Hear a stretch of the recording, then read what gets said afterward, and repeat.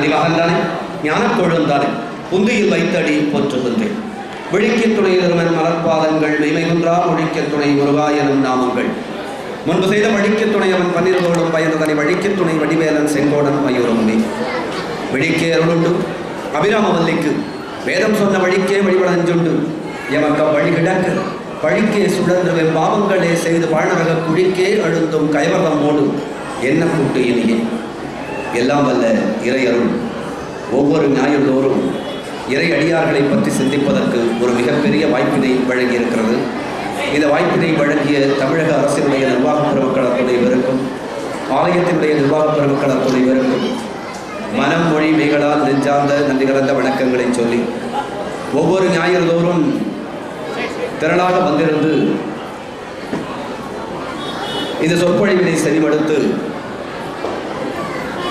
நிறைமுறைகளை எடுத்துச் சொல்லக்கூடிய அடியார் பெருமக்களாகிய உங்களுக்கும் மனம் மொழி மெய்களால் நெஞ்சார்ந்த நன்றி கலந்த வணக்கங்களை சொல்லி,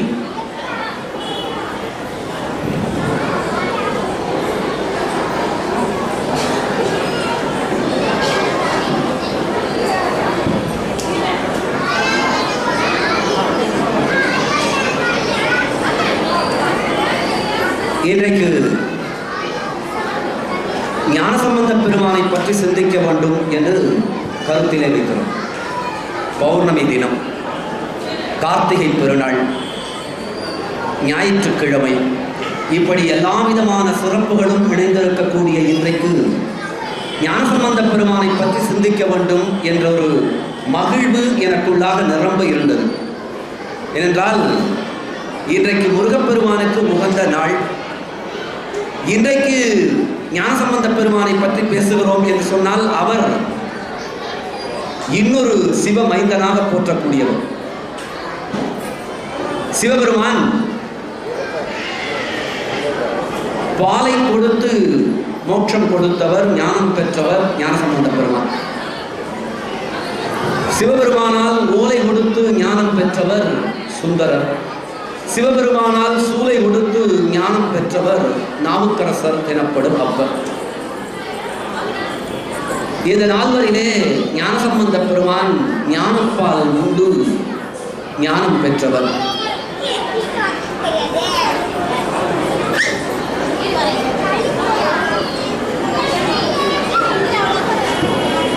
அந்த ஞானசம்பந்த பெருமானை பற்றி இன்றைக்கு சிந்திக்க இருக்கிறோம் என்ற போது எனக்குள்ளாக ஒரு மிகுந்த மகிழ்வு ஏற்பட்டது உண்மை. ஆனால் நான் கடந்த வாரத்திலேயே சொல்லியிருந்தேன், பிள்ளை பாதி புராணம் மீதி என்று 4286 பாடல்களில் ஏறத்தாழ 1300 பாடல்கள் ஞானசம்பந்த பெருமானுக்காகவே ஒதுக்கப்பட்டிருக்கின்றன பெரிய புராணத்திலே. இந்த 1300 பாடல்களை 1 மணி நேரம் என்று சொன்னால் சிந்தித்து விடலாம் என குறித்திருந்தேன். 1 மணி நேரத்தில் அவருடைய சிறப்புகளை எல்லாம் சொல்லிவிடலாம். 16 வயது 18 விதமான அதிசயங்கள் குறித்து விடலாம் என கருதுகிறேன்.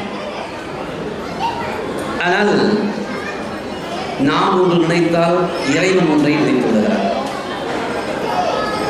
ஞானசம்பந்த பெருமானினுடைய சிறப்பினை அடுத்த வாரம் பார்த்துக் கொள்ளலாம் என சொல்லி உள்ளே நுழைகின்ற போது ஒரு நண்பர் சொன்னார், சார் ஞானசம்பந்த பெருமானை எப்படி 1/2 மணி நேரத்தில் சிந்திப்பீங்க, ரொம்ப கடினம், அதுக்கு பதிலாக வேற ஒன்று செய்யுங்களேன். என்ன, விளக்கினுடைய சிறப்புகளை பற்றி சொல்லிவிடுங்கள். இல்லைங்க, போன வாரம் தான் நமினந்தி அடிகள் நீரால் விளக்கேற்றிய சிறப்பினை நீள் நாடு அறியும் என சொல்லி அந்த சிறப்பினை சொல்லி இருக்கிறேன். இல்லை, நீங்க அதில் இன்னும் நிரம்ப தகவல்களை விட்டு இருக்கிறீர்கள் என்று சொன்னார்கள்.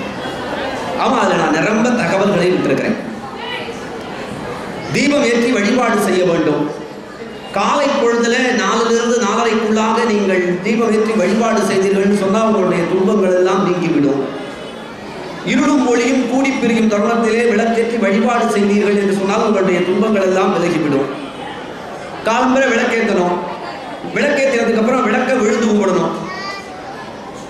எத்தனை முறை விழுந்து கும்பிடணும்னா 12 முறை விழுந்து கும்பிடணும்.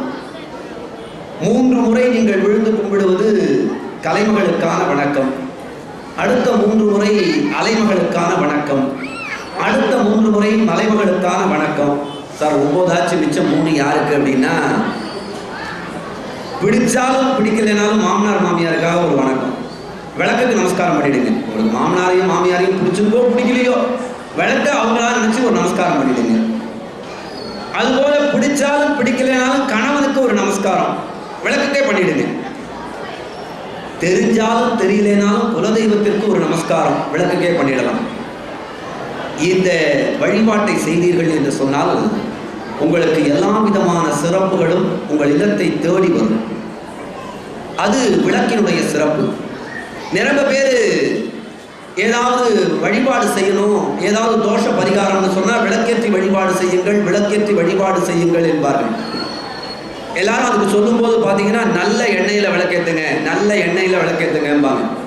நீங்கள் நல்ல எண்ணெயில் மட்டும் விளக்கேற்றினீங்கன்னா உங்களுக்கு அது பரிகாரம் ஆகாது. வேற எப்படி சார் ஏற்றணும்? கொஞ்சம் நல்ல எண்ணத்தோடையும் விளக்கேற்றணும். நல்ல எண்ணெயை மட்டும் ஊற்றினா பத்தாது, கொஞ்சம் நல்ல எண்ணத்தோடையும் நீங்கள் விளக்கேற்றீர்கள் என்று சொன்னால் உங்களுடைய துன்பங்கள் தானாக தீர்ந்துவிடும். விளக்கை புலந்து விளக்கினை தூண்டி, விளக்கினுக்குள்ளே விளக்கினை கண்டு, விளக்கில் விளக்கை விளக்க வல்லார்க்கு விளக்குடையான் கடல் மேவலுமாமே. இது திருமந்திரத்துல திருமூலர் சொல்றது. விளக்கை புலந்து விளக்கினை தூண்டி, நம்முடைய உடலுக்குள்ள ஆன்ம விளக்கு எரிந்து கொண்டிருக்கிறது. சில பேருக்கு எரியுது, என்னை மாதிரி சில பேருக்கு அது அணைஞ்சு கிடக்கு. விளக்கை புலந்து விளக்கினை தூண்டி, கொஞ்சம் விளக்கேற்றணும். வேதாரண்யம்ங்கிற தலம், ஒரு எலி வந்தது, விளக்கில் இருக்கக்கூடிய எண்ணெய் எல்லாம் குடித்தது. அந்த விளக்கில் இருக்கக்கூடிய எண்ணெய் எல்லாம் குடிக்கின்ற தருணத்தில் அதனுடைய வால் பட்டு அந்த திரி கொஞ்சம் தூண்டி விடப்பட்டது. அவரு மறுபிறவியில ஒரு சக்கரவர்த்தியாக இறைவன் தோன்ற செய்கிறார். யோசிச்சு பாருங்க, சிவன் கோயில்ல ஒரு விளக்கு ஏத்தல, ஏத்தி இருக்கக்கூடிய விளக்குல இருந்த எண்ணெயை குடிச்சிட்டு திரும்ப போகின்ற போது அந்த வாளால் தூண்டி விடப்பட்ட தீபத்தினுடைய சிறப்பின் காரணமாக அந்த எலி மாவலி சக்கரவர்த்தியாக பிறக்கிறது. இது வேதாரண்ய தலத்துல நடந்த தகவல். அப்போ விளக்கு ஏற்றுதல்ங்கிறது எவ்வளவு சிறப்பு. இன்றைக்கு கார்த்திகை திருநாள், இன்றைக்கு நீங்கள் ஒரே ஒரு விளக்கினை திருக்கோயிலே ஏற்றுகிறீர்கள் என்று சொன்னால் அது உங்கள் வாழ்க்கைக்கான விளக்கு. ஒரு பெரிய குகை, அந்த குகையில ரொம்ப தூரம் பயணிக்கணும். ஒரு ஆள் சொன்னா ரொம்ப இருட்டா இருக்குதுங்கய்யா, எப்படி போறதுன்னு தெரியல, அதான் கையில டார்ச் லைட் வச்சிருக்கியே, போக வேண்டியதானே. இல்ல என்கிட்ட இருக்கிற டார்ச் லைட்டு 10 அடிக்கு தானே தெரியுது, அதுக்கப்புறம் நான் எப்படி போவேன்? நண்பர் சொன்னாரு, நீ முதல்ல தெரிகிற தூரம் கடந்து வா, அதுக்கப்புறம் அதுக்கு அடுத்த 10 அடி அது காட்டும். அதுபோல நமக்கு எல்லாம் என்ன தெரியுமா, புறப்படும் போதே முடிகிற இடம் தெரியணும்னு ஆசைப்படுவோம். குழந்தைங்க இங்கேருந்து திருச்சி போறோம்னு புறப்பட்டா திருச்சி எப்போ வரும், திருச்சி எப்போ வரும், திருச்சி எப்போ வரும்னு சொல்லிக்கிட்டே இருப்பாங்க, கேட்டுக்கிட்டே இருப்பாங்க.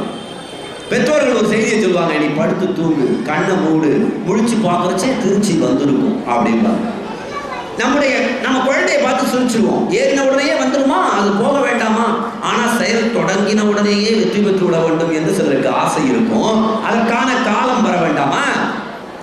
அடுத்து அடுத்து முயன்றாலும் ஆகும் நாளன்று எடுத்த கருமங்கள் ஆகா, உருவத்தால் நீண்ட உயர் மரங்கள் எல்லாம் பருவத்தால் அன்றி பழப்பவை. பெருசா வளர்ந்துருச்சே, அது உடனே பழுத்துடுமா? பருவம் வரணும், அதற்கான பருவம் வர வேண்டும். பருவத்தால் அன்றி பழம். ஒரு இரட்டையர்கள் ஒரே நேரத்தில், நம்ம பேருக்கு ஜோசியத்தில் பயங்கர நம்பிக்கை இருக்கும். சார் எல்லாம் நாளும் நட்சத்திரமும் தான் சார் ரொம்ப முக்கியம் அப்படின்பாங்க. எல்லாம் முக்கியம் தான், நான் இல்லைன்னே சொல்லலை, ஆனால் அது ஒரு அளவுக்கு தான். ஒரு இரட்டையர்கள், இருவருமே பெண்கள். ஒரு பெண்ணுக்கு 20 வயதுல திருமணம் ஆயிடுச்சு, இன்னொரு பெண்ணுக்கு 30 வயதாகியும் திருமணம் ஆகல. 20 வயசுல ஆன பெண்ணுக்கு திருமணம் ஆன பையன் இருக்கான். இன்னொரு பெண்ணுக்கு திருமணம் நடக்கல. எடுத்துக்கிட்டு ஜாதகத்தை எடுத்துக்கிட்டு வந்த அவங்க அம்மா கேட்குறாங்க, சார் இதே நாள் இதே நேரம் இதே நட்சத்திரத்துல பிறந்த இந்த பெண்ணுக்கு